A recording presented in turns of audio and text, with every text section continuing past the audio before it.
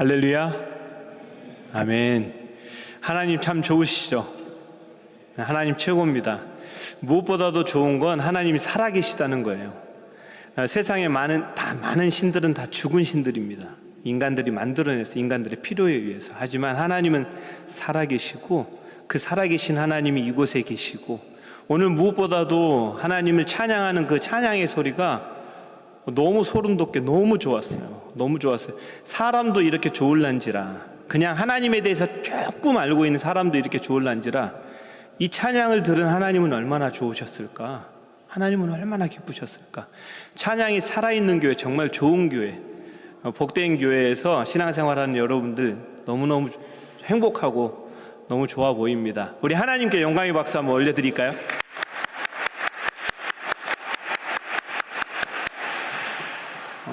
하나님의 말씀이 기억나고 하나님의 말씀을 떠오르게 하고 하나님 말씀대로 살고 싶도록 우리 안에 내주 교통하시는 분이 계세요. 그분이 누구십니까? 성령 하나님이세요. 그래서 늘 하나님 말씀을 들을 때에는 성령 하나님께 항상 부탁 기도를 드리는 거예요. 그래야 성령님이 역사하셨을 때 비로소 제자들의 가슴이 뜨거워졌고요, 성령이 말하게 하심을 따라 예루살렘 곳곳에 뛰어다니며, 왜냐하면 그 예루살렘이라는 곳은 어느 곳입니까? 제자들에겐 트라우마가 있어요. 그토록 왕의 왕으로 모셨던 그 스승 되신 예수님이 처참하게 돌아가신 장소거든요. 근데 그곳에서 놀라운 성령의 역사로 말미암아 그 두려움이 모두 깨어지고 복음 전도자, 예수님을 증거하는 증인의 삶을 살게 된 게 바로 성령의 역사 때문에 그렇거든요. 그래서 이 시간 성령님께 부탁기도 잠시 드리고 하나님 말씀 선포하도록 하겠습니다. 기도하시겠습니다. 살아계신 성령님, 지금도 우리 안에 내주 교통하시고 역사하시는 하나님, 이 시간 무익한 종이 말씀을 전합니다. 사람의 목소리가 전달되지 않게 하시고 오로지 하나님의 능력이 전달되도록 축복하여 주시옵소서. 성령님께서 함께해 주실 걸 믿사오며 예수님 이름으로 기도하옵나이다. 아멘. 우리는 피조물입니다. 하나님을 절대 알 수가 없어요. 그런데 우리 같은 피조물이 하나님을 알게 된 엄청난 사건이 있어요. 그 사건이 바로 예수 그리스도, 하나님께서 이 땅에 오신 겁니다. 얼마나 놀라운 사건입니까? 사람들은 이렇게 생각했어요. 잘해야 엘리야나 예레미야나 선지자 중에 한 사람이 메시아로 오겠지. 근데 하나님이 오실 거라고 누가 생각했겠습니까? 가끔은 예수님께서 왜 이렇게까지 무리수를 둬가면서까지 우리를 사랑하실까? 처참한 그 십자가, 우리가 지었던 그 모든 죄까지도 다 감당하시고, 어떻게 그런 정말 아낌없는 사랑, 한량없는 은혜, 어떻게 누군가를 그렇게 사랑할 수 있을까? 천천히 생각해 보면요, 예수님이 직접 오시지 않았다면 우리는 평생 유대인들처럼 신앙생활을 했을 거예요. 말씀대로 살지 못하는 자신을 탓하면서 두렵고 떨림으로 살았을 거예요. 이 은혜라는 걸 모르고, 감사라는 거 모르고, 내가 얼마나 축복된 삶을 살아가고 있는지도 모르고 그렇게 살았을 거예요. 그런데 우리는 예수님을 통해서 하나님을 알게 됐어요. 하나님 정말 좋으신 분이구나. 예수님의 사랑은요, 너무나도 신기하고 놀라운 사랑이. 성경은 처음부터 끝까지 이 예수님에 대한 이야기가 기록된 책입니다. 믿습니까? 성경은 예수님을 발견하면서 읽고요, 예수님 때문에 읽고요, 예수님으로 인해서 읽고요, 그리고 이 성경을 읽으면서 예수님을 발견해 나가는 거예요. 성경은 처음부터 끝까지 예수님 이야기라는 것을 다 아실 거예요. 구약은요, 어떤 이야기가 기록되어 있습니까? 오실 예수님. 신약은요, 사복음서가 오신 예수님. 그리고 제자들이 어떻게 증거하죠? 다시 오실 것이다. 다시 오실 예수님. 성경은 처음부터 끝까지 예수님 이야기로 가득 차 있어요. 예수님을 예표한 인물이 두 사람이 있습니다. 그 두 사람이 누구죠? 구약에서 아브라함과 다윗. 마태복음 1장 1절이 이렇게 기록하죠. 아브라함과 다윗의 자손 누구의 세계요? 예수 그리스도의 세계요. 계보. 다양한 성경의 버전은 여러 가지를 이야기하지만 결국에는 구약 성경은 아브라함과 다윗이라는 두 인물 중심으로 쓰여지게 되는데 그 두 인물이 예표하는 분이 누구시라고요? 바로 예수 그리스도예요. 처음부터 끝까지 오실 예수님. 그리고 구약에 여러 이야기가 나와 있는 것 같지만 예수님이 오실 수밖에 없다는 것. 우리가 얼마나 악한 존재이고 우리 스스로는 우리의 죄악된 모습에서 벗어날 수 없다는 것을 끊임없이 사사기부터 시작해서 광야 시대부터 시작해서 모든 시대 가운데 성경의 모든 내용들이 계속해서 그 일들을 담아내요. 결국에는 바벨론 포로도 어떻게 가게 됐습니까? 우리의 죄악된 모습들 때문에 바벨론 포로로 가게 되죠. 바벨론 70년 포로 후에 다시 돌아왔어요. 돌아와서 역대기, 역대상, 역대기하, 열왕기 상하 모든 성경들이 정말 하나씩 정돈되기 시작합니다. 그때 무엇을 발견합니까? 우리의 연약함을 발견해요. 그리고 말라기 시대가 됐어요. 그런데 말라기서에서 가장 강조해서 이야기하는 게 무엇입니까? 예배를 함부로 드렸어요. 하나님을 무시했어요. 쉰 떡을 주의 제단에 올려드리고 너무나도 형식적인 예배. 예수님이 첫 대중 집회를 하시죠. 그 대중 집회의 기록이 어디에 있습니까? 마태복음 5장부터 7장까지요. 산상수훈입니다. 첫 대중 집회예요. 거기에서 기도를 가르치세요. 왜요? 은밀한 중에 보시는 진짜 기도를 잊어버렸거든. 교회 나와서 사람들 있으면 기도합니다. 근데 자기 혼자 있을 땐 기도하지 않아요. 가짜들이 드글드글한 신앙. 말라기 때는요, 예배를 너무 함부로 드리니까 제발 누가 문 좀 닫았으면 좋겠어요. 그런 예배는 이제 더 이상 받고 싶지 않아. 무려 400년이 넘도록요, 암흑의 시대가 찾아옵니다. 우리 인간의 죄악이 그래요. 그 죄악에 대한 기록들, 예수님이 오실 수밖에 없는 당위성에 대해서 구약은 끊임없이 설명합니다. 그리고 가장 어두울 때, 칠흑과 같은 어두움이 있을 때, 근데 안타깝게도 예배가 끊어진 상태가 아니에요. 예배는 정성껏 드려주고 있었어요. 근데 진짜 하나님이 받으실 만한 예배가 끊어진 그때 누가 오시냐면 예수님, 빛 대신 예수님이 오세요. 그 성경의 이야기들이에요.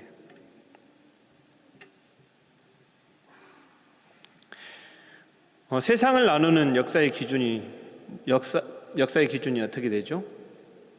그것도 예수님이시죠. Before Christ 그리고 Anno Domini 이렇게 나눠요. 저는 가끔 그래요. 예수를 믿지 않는 세상에 많은 사람들이 있는데 왜 역사를 주관하시는 하나님임을 또 이렇게까지 그냥 대놓고 드러내셨을까? 이유가 뭘까요? 이제 더 이상 지상에 예수님의 이름을 듣지 못한 민족이 없게끔 하나님의 계획이에요. 지금도 미 전도 종족들에게 전도하러 나가시는 선교사님들 계시잖아요. 그분들이 사력을 다하는 이유가 뭡니까? 순교를 당하면서까지. 우리 인생들에게 핑계가 사라져야죠. 예수님의 이름은 누군가 가서 전해서 다 들어야 되죠. 우리가 그토록 기다리던 그 메시아가 바로 이 나사렛 예수다. 이걸 증명하기 위해서 쓴 책이 사복음서예요. 처음부터 성경은요, 예수님에 대한 이야기들로 가득 차 있어요. 여러분들 이곳에 오신 이유가 무엇입니까? 예수님이 만나주셨기 때문이에요. 믿습니까? 예수님이 아니면 이곳에 앉아있을 이유가 없어요. 예수님이 만나주셨어요. 그리고 하나님은 영이시니 예배하는 자가 뭐로 예배해요? 영과 진리로요. 가장 비천하고 상처 많은 여인에게 하나님께서 예배를 소개하셨어요. 수가성 여인에게. 우물가의 그 여인에게 하나님은 영이셔. 예배하는 자가 영과 진리로 예배해야 돼. 그런데 노아 시대 때 왜 하나님이 우리를 그토록 처참하게 벌하셨습니까? 그들이 육신이 됨이라. 영을 잃어버렸어요. 영을 놓쳐버렸어요. 그럼 메시아는 어떤 역할을 감당할 분이 메시아겠습니까? 그 잃어버린 영을 다시 회복시켜서 하나님과의 관계를 나타내는 예배라는 것은 다른 것이 아니에요. 우리가 와서 노래하고 우리가 와서 말씀 듣고 좋아 우리가 만족하고 하는 것이 아니라 영이신 하나님께 영과 진리로 회복된 사람들이 와서 영이신 하나님과 함께하며 서로 소통하는 것이 진짜 예배예요. 영을 놓쳐버린 그들에게 영이신 하나님께서 육신을 입고 이 땅에 오십니다. 그 예수님에 대한 이야기가 성경에 가득 기록되어 있어요. 설교 시간이 많이 짧대요. 그래서 바로 넘어갈게요. 성경에는 예수님에 대한 이야기와 그 예수님을 그리스도로 고백한 예수님을 만난 사람들의 이야기로 가득 차 있습니다. 구약의 대표적인 인물이 누구라고요? 아브라함과 다윗. 아브라함을 어떻게 하셨죠? 하나님께서 부르셨죠. 그래서 창세기 12장을 아브라함 소명장이라고 부르셨어요. 다윗은요, 예수님 태어나시기 1000년 전 사람입니다. 대략적으로요. 다윗은 누구 믿고 구원받았을까요? 예수님 믿고 구원받았어요. 어떻게 알 수 있죠? 사도행전 2장 말씀 읽어보면 알 수 있어요. 그걸 다 이야기하면 최소한 40분에서 1시간짜리 설교가 되기 때문에 넘어갑니다. 하지만 베드로의 성령 세례를 가득 받고 베드로가 했던 첫 설교를 유심히 살펴보시면 그때 누구를 언급하냐면 다윗을 언급해요. 내 앞에 계신 주를 항상 배우며. 다윗이 힘들고 어려울 때마다 사울에게 쫓기며 목숨을 구걸해야 되는 그 비참한 상황 때마다 누가 매번 나타나셨냐면 예수 그리스도께서 나타나세요. 야곱이 야복강가에서 목숨의 위협을 느끼며 힘들고 외롭게 씨름하고 있을 때, 기도하며 좌절하며 절망하며 무너져 있을 때 누군가 다가오시죠? 예수님. 하늘 문이 열리고요, 하늘에 사닥다리가 놓여지고 오르락 내리락 하는 것을 봅니다. 또 천사와 씨름합니다. 다 예수님. 제가 성경에 대해서 깊이 있게 공부하기 전에는 잘 몰랐어요. 근데 예수님을 만난 거예요. 그 하나님 만난 겁니다.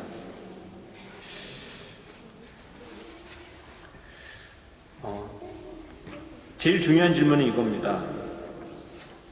여러분은 그 예수님을 만나셨냐는 거예요. 예수님 만나셨습니까? 그러면 그 만난 예수님을 누구라고 고백하십니까? 오늘 베드로는요, 주는 그리스도시라고 고백합니다. 그리스도 헬라어죠. 그러면 그리스도를 히브리어로 하면 뭐라고 합니까? 메시아. 그렇죠. 메시아입니다. 그러면 그리스도, 메시아, 바로 예수님을 구원자라고 고백하는 겁니다.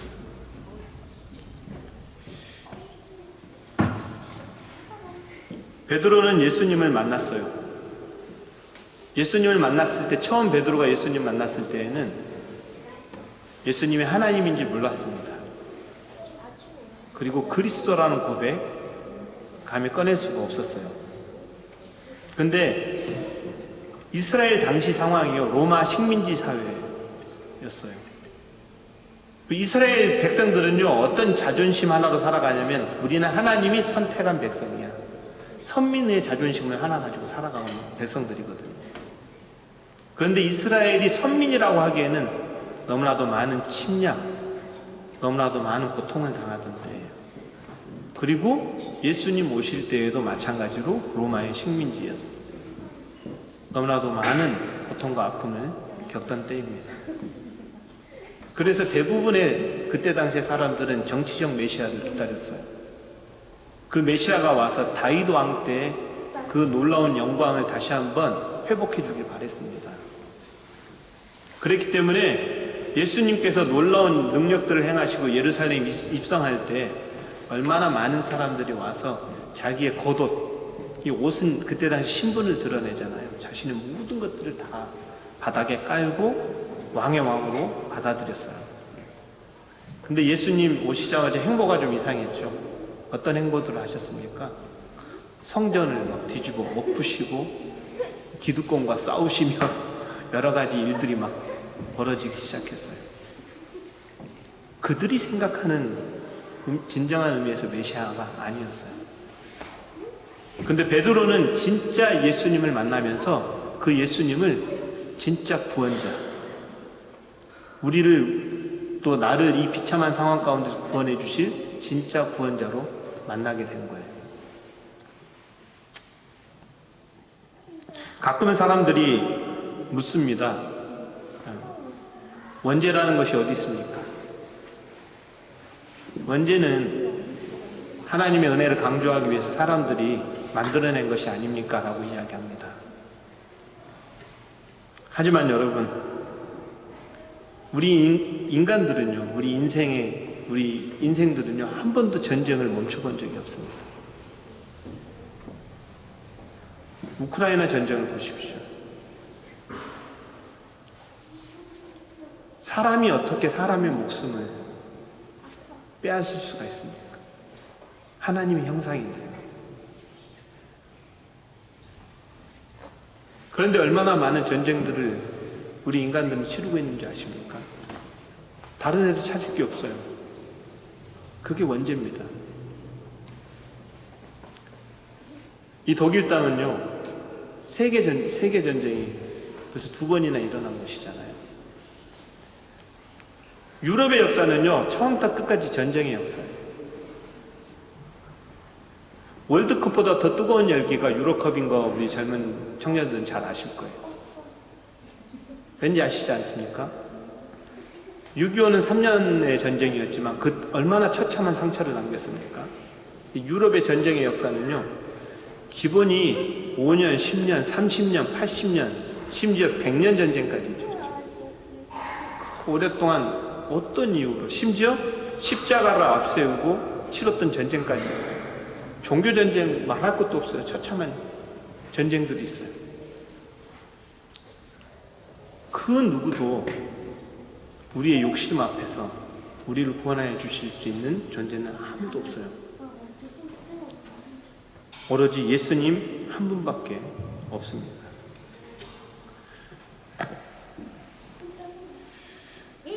예수님께서 마가복음 13장 8절에서 이렇게 이야기하십니다. 우리 한번 같이 읽어볼까요? 시작! 민족이 민족을, 나라가 나라를 대적하여 일어나겠고 곳곳에 지진이 있으며 기근이 있으리니 이는 재난의 시작이다. 예수님이 이미 아셨어요. 민족이 민족을, 나라가 나라를 대적하여서 일어나는 일이 끊임없이 우리 인간의 역사 가운데 있을 거예요. 우크라이나 전쟁이 끝나면 더 이상 전쟁이 없을까요? 아니요. 중국과 대만부터 시작해서 이미 예비된 전쟁들이, 심지어 우리나라는 어떻습니까? 전쟁이 끝난 상황입니까? 아니요. 휴전 중입니다. 휴전 중. 잠시 전쟁을 쉬고 있는 거예요. 전쟁 중입니다. 지금 현재 우리나라는. 앞으로 인간들은 끊임없이요, 하나님을 두려워하지 않고 자신의 욕심을 채우면서 또 나라라는 이름으로 그 명분 하에 끊임없이 자신의 욕심을 채우면서 하나님의 가슴을 아프게 할 겁니다. 그 전쟁을 멈출 수 있는 유일한 방법은 그 하나님이신 예수 그리스도를 만나는 것 외에는 없어요. 근데 베드로는요, 이 예수님을 만난 거예요. 주는 그리스도라고 고백을 합니다. 예수님이 이 고백이 얼마나 좋았던지 17절부터 19절까지 이렇게 큰 축복을 쏟아내십니다. 우리 같이 한번 읽어볼까요? 시작. 예수께서 대답하여 이르시되 바요나 시몬아 내가 복이 있도다. 이를 내게 알게 하니는 혈육이 아니요 하늘에 계신 내 아버지시니라. 또 내가 내게 이르노니 너는 베드로라. 내가 이 반석 위에 내 교회를 세우리니 음부의 권세가 이기지 못하리라. 내가 천국 열쇠를 내게 주리니 내가 땅에서 무엇이든지 매면 하늘에서도 매일 것이요 내가 땅에서 무엇을 풀면 하늘에서 풀릴 것이다. 이야기합니다. 얼마나 이 고백이 귀하고 좋았으면, 주님이 나의 구원자입니다 라는 그 고백이 좋았으면 그 고백 위에 예수님의 교회를 세우신다는 거예요. 교회라는 단어가 처음으로 노출된 순간입니다. 그리고 심지어요, 음부의 권세가 이기지 못하고 또 천국의 열쇠를 주신대요. 이 고백이 얼마나 대단한 고백이고 중요한 고백이길래 그랬을까? 바로 주는 그리스도라고 깨닫는 것이 이 성경의 기록 목적이고 예수님이 오신 이유이기 때문에 주는 그리스도십니다. 다윗의 표현으로는요, 여호와는 나의 목자십니다. 다윗이 뭐라고 고백합니까? 시편 23편에서 여호와는 나의 목자시니 내게 부족함이 없으리로다. 킹스 제임스 버전을 보면요, I shall not in want. 뭐냐면, 저는 이제 대학 다닐 때 음악을 공부했으니까 여호와는 나의 목자시니 이 가사가 너무 좋잖아요. 그래서 내게 부족함이 없으리로다. 나로 하여금 푸른 초장. 다윗의 상황이 그런 거라고 생각을 했어요. 알고 보니까 4절이 다윗의 상황이었더라고요. 내가 사망의 음침한 골짜기로 다닐지라도. 근데 뭐냐면 I shall not in want는요, 여호와가 나의 목자만 되어주시면 나는 더 이상 원하는 것이 없습니다. 나는 주님이 나의 메시아가 되어주시면 나는 그걸로 족합니다. 영원한 생명을 주실 분. 그리고 다윗은 시편 8편부터 시작해서 항상 목동의 생활을 하면서 이 세상의 이 천문학적 이치를 깨달았던 사람이에요. 이상하게 1년이 지나면 동일하게 그 상황이 반복이 돼요. 1년에 한 차례 지구는 태양을 돌고, 그리고 한 달에 한 번 달이 지구를 돌고, 하루에 한 번 이 지구가 자전을 하죠. 1.1획도 틀리지 않게 탁탁탁탁 돌아가는 이 법칙을 창조 때 하나님이 세우셨는데, 그 엄청나게 크신 하나님의 능력을 다윗은 느끼고 봐버린 거예요. 그러다 보니까 내가 사망의 음침한 골짜기를 걷는다 할지라도 그가 두려워하지 않았던 이유는 여호와가 나의 목자가 되어주시기만 하면, 신학 표현을 하면 주님이 나의 그리스도가 되어주시기만 하면 나는 진짜 참 평안을 누릴 수 있겠구나. 하나님이 왜 살아계신 하나님입니까? 살아있다, 생명을 주시러 오신 분이기 때문에 그래요. 영원한 생명이 그분께 있겠구나. 그러면서 많은 시편의 다윗은 주는 나의 피난처십니다. 그러니까 나를 구원해 줄 피난처. 계속해서 주는 그리스도입니다. 그리스도입니다. 그리스도입니다.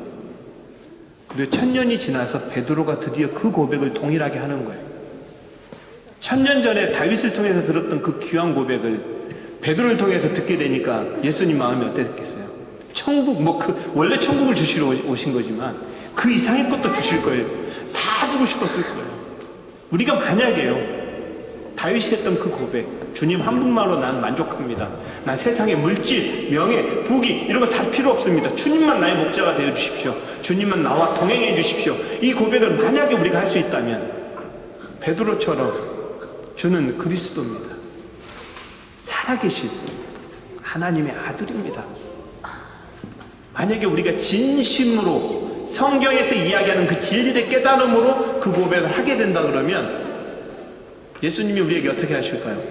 동일하게 난리가 날 거예요. 너무 좋아서. 내가 너에게 천국을 줄게. 천국 열쇠를 줄게. 그리고 너를 교회되게 할게. 내가 너의 머리가 되어줄게. 그래서 진짜 네 목자가 되어줄게. 그리고 네가 어디를 가든지 내가 동행할게.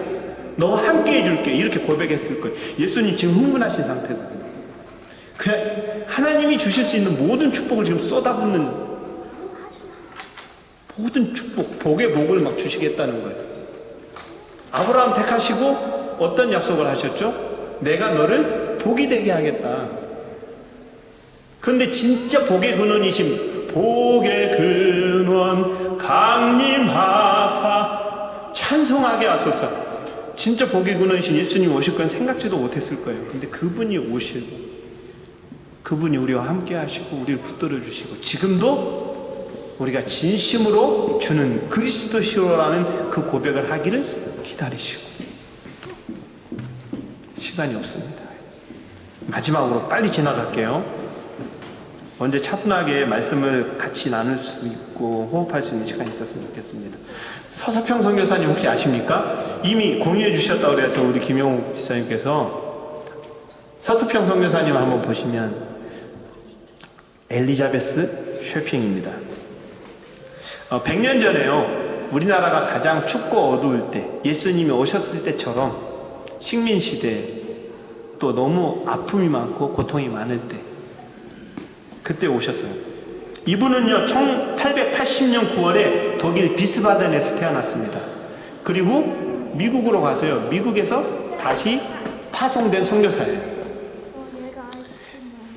근데 사실은 이분이 아주 짧게 간단하게 말씀드릴게요. 되게 일찍 돌아가셨거든요. 일찍 돌아가셨는데 한국 땅을 너무나도 사랑했어요. 특별히 버림받은 여자들이 그때 당시에 여자의 인권과 아이들의 인권이 보장받지 못하던 시대, 130년 전에 100년 전부터 시작해서 선교사님들이 오셨을 때마다 가장 크게 문제 삼았던 것이, 뭐 그때 당시엔 전 세계가 마찬가지였지만 특히 여자들은 아들을 낳지 못하면 쉽게 버려지던 시대였습니다. 그리고 아이들은 너무나도 많이 낳다 보니까 정말 부모를 잃고 버려진 아이들이 정말 많았어요. 그래서 13명의 버려진 아이들을 데리고 와서 그들의 어머니가 되어주신 분이에요. 특별히 나병 환자들도 늘 보살폈어요. 그리고 38명의 버려진 여자들까지 한 집에서 보살피며 살았던 분이에요. 그래서 푸른 눈을 가진 어머니. 근데 그분이 돌아가셨을 때 사람들은 비로소 깨달았어요. 그분이 어떤 넉넉해서 사랑을 베풀면서 살았던 것이 아니라 그분이 돌아가신 이후 병명이 뭔지 아십니까? 영양실조예요.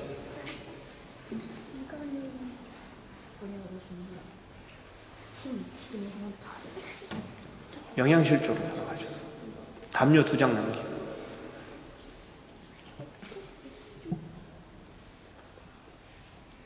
다 놓쳤어요.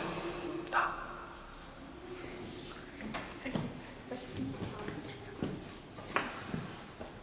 예수님 오시기 전 1000년 전에 다윗이 고백을 했어요. 주님 한 번만으로 만족하다고. 주님이 그리스도시니까. 베드로가 고백했어요. 1000년 후에 주는 그리스도시다. 그리고 수없이 많은 믿음의 선배들이 고백했어요. 주님은 진짜 나의 구원자입니다. 그리스도시라. 이렇게 어린아이, 버려진 아이들의 관심이 많았던 이유는 본인이 버림받았어요. 어렸을 때 어머니로부터 버림받습니다. 그 많은 상처들 떠안고 미국으로 건너갔어요. 어머니가 자신을 버리고 미국으로 가버렸거든요. 미국에 가서 다시 한번 그 어머니께 또 한 번 버림받습니다. 죽고 싶을 만큼 좌절스러웠어요. 가장 힘들고 어려울 때, 사망의 음침한 골짜기를 걸을 때 예수님이 서서평 선교사님 만나주세요. 그때 그는 깨닫습니다. 나는 불쌍한 존재가 아니구나. 그 누구도 나를 버릴 수 없고 나를 불쌍하게 여길 수도 없구나. 주님이 나의 그리스도가 되어주신다니, 주님이 나의 목자가 되어주신다니, 나보다 행복한 사람은 없구나. 그때부터 서천평 선교사님은 하나님께 기도하기 시작합니다. 그 기도함으로 성령님께서 대한민국을 이끌어 주셨고, 그때 당시에 자기 자신의 태생을 저주하며 너무 고통스럽고 힘들게 살던 그들에게 자기가 만난, 자기가 고백했던 그리스도 예수를 전하기 시작합니다. 그 예수님을 전하는 것이 얼마나 좋았던지 자신이 가졌던 모든 것들을 다 주고, 자기가 못 먹을지언정, 영양실조 걸려서 하나님 앞에 설지언정 그 모든 것들을 아이들에게 다 나누어 줍니다. 심지어 그 집 앞에는 통이 있어요. 자기가 어서 선교 후원이라고 받으면 그 통 안에 다 집어넣어요. 그때 당시에 거린들이 얼마나 많았습니까? 가면서 다 이렇게 벗어 담아가는 거. 얼마나 좋았어요. 이제 그 100년 전 서서평 선교사님의 그 고백이 우리의 고백이 될 줄로 믿습니다. 우리도 만약에 진짜 예수님 만나버리면 이 세상의 욕심 다 버릴 수 있어요. 예수님 없이 이 세상의 욕심 버릴 수 없습니다. 영원한 것을 소유하지 않고 영원하지 않는 것에 대한 미련 버릴 수 없습니다. 그런데 진짜 영원한 것을 만나버리면, 영원한 것을 소유하게 되면 그때부터 세상의 욕심 다 버리고 자기 자신을 부인할 수 있는 용기도 얻어지고 자기 십자가 질 수 있는 그 믿음도 허락되어지고, 그리고 예수님을 따라갈 수 있는 그 놀라운 축복의 삶이 우리에게도 허락됩니다. 찬송가 200장이 이렇게 돼요. 모든 사람을 살리는 생명의 말씀으로 예수님이 오셨고, 매 주일 우리는 그 생명의 말씀을 듣습니다. 그 말씀을 들으면서 우리는 점점 무엇이 되어야 되냐면 예수님의 몸이 되어져 갑니다. 불순종하던 인간이 점점 예수님을 머리 삼고 예수님을 목자 삼고 예수님 원하시는 삶을 살아내기 시작하는데, 그게 바로 기적입니다. 매주일 우리는 기적을 꿈꾸게 됩니다. 그 놀라운 축복된 예배가 베들린 선언목자 교회 안에서 넘쳐나게 되시길, 그리고 각자의 삶 가운데 진짜 기도, 은밀한 중에 보시는 하나님께 드리는 진짜 기도가 시작되어 주는 나의 그리스도입니다라는 진짜 고백이 그 누구의 것이 아니라 오늘 예배 드리시는 저와 여러분의 것이 되길 주님의 이름으로 축복합니다.